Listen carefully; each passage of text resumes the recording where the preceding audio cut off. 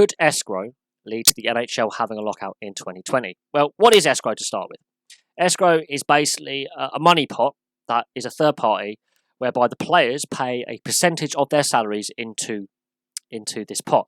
I believe the teams also have to, I think, fork some money into this pot as well from revenues. So players get paid their salaries, pay their taxes, and after their taxes taken off, they have to give over a percentage of their salary to Escrow. The teams make their revenues. They also have to give a percentage of those revenues into the Escrow pot. At the end of the season, the NHL will know its full revenues. It also will determine the percentage that will be given out to the players and to the teams.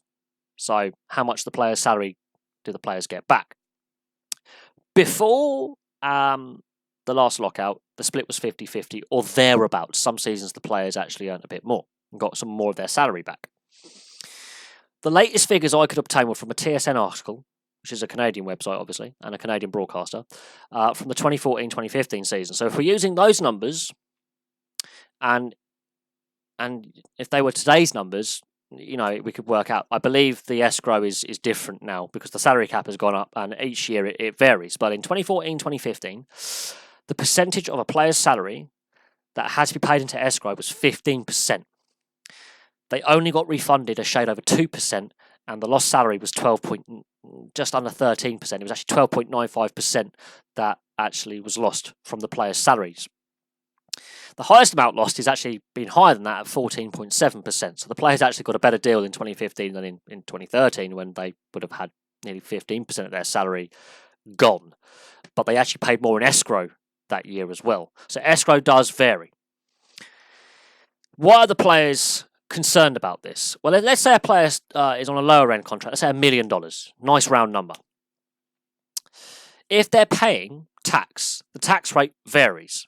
But the higher end, it's around 50% for higher earners, especially in the Canadian markets. So let's say Winnipeg or Toronto. It's a higher percentage. Very similar to the European system with high tax brackets. So let's say $1 million. Let's say a player's earning $1 million. And he's in the Canadian market. He's got to pay 50% of that in tax. That's $500,000 already gone. If the percentage that is he's got to pay out of his remaining salary, or out the salary he's actually earned pre-tax, is determined at 15%. Let's say it's still the same system today. That's another $150,000 he has to pay into Escrow. That leaves him with an actual salary out of $1 million of $350,000. He will only take home 35% of his actual contract. If then he's only refunded an extra, well, in this case, $20,000, which would be 2%. Yeah. He's lost a lot of money. Escrow is not an actual tax. It just goes into a money pot. And you can see why players are upset.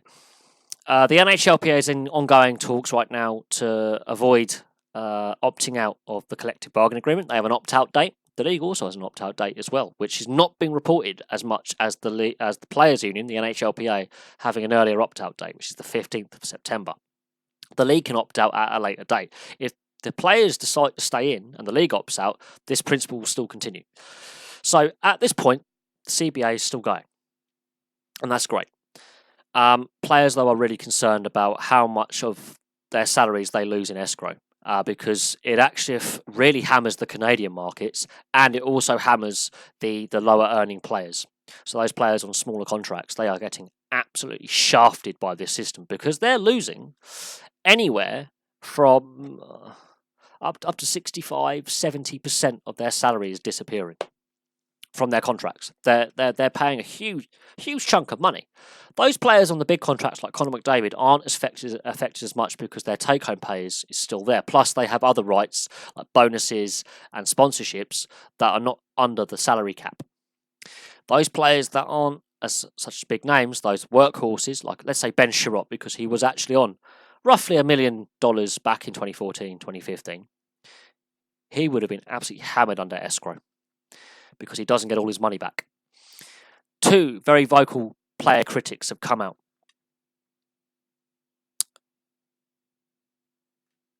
John Tavares and Jonathan Toews.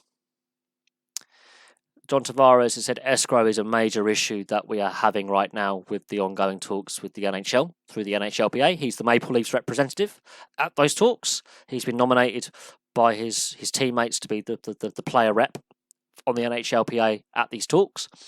Jonathan Toews, he's captain, obviously, of the Blackhawks. The Blackhawks have said, "You are our player rep." And he was asked by a reporter, what are the two biggest things, or what the biggest things that are concerns for you and the players that you represent? And he goes, A, escrow, B, escrow. There are other issues to discuss, like revenue sharing with expansion fees, Olympic participation, length of contract, bridge contracts, and a whole host of other issues as well. Escrow is the biggest one. And when you've got two of the superstar players of the league coming out and saying escrow is our biggest concern, that says that this is going to dominate any discussions to do with the collective bargaining agreement being extended, renewed, renegotiated. This is going to be the sticking point. And the fact that some players lose up to 65 to 75%, I think 65% of their salary gone. And if they're a lower earner, they're not taking home a lot of money, especially if they're on entry-level contracts. I believe escrow really hammers rookies in those first 2-3 years that they're in the league. They get hammered by escrow.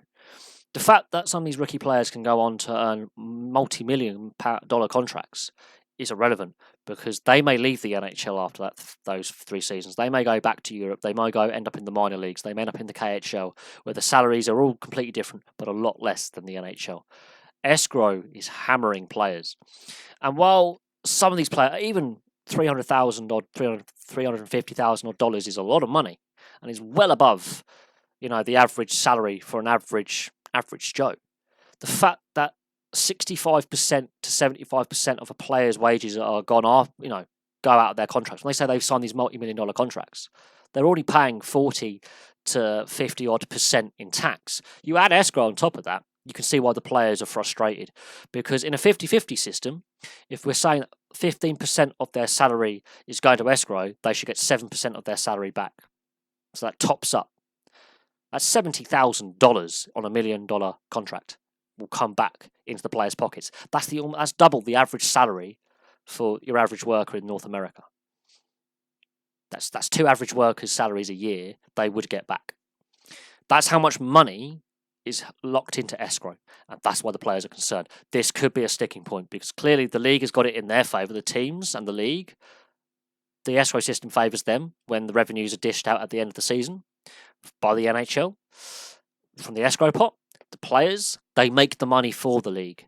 So this is the main sticking point. While the league is earning more money than they ever have, and the player salaries are going up, and the salary cap's higher than it's ever been, this is a sticking point. But I'm going to leave that there. Thank you very much for watching. Please like and subscribe. Please place your comments below, and I will have some more videos for you very, very soon.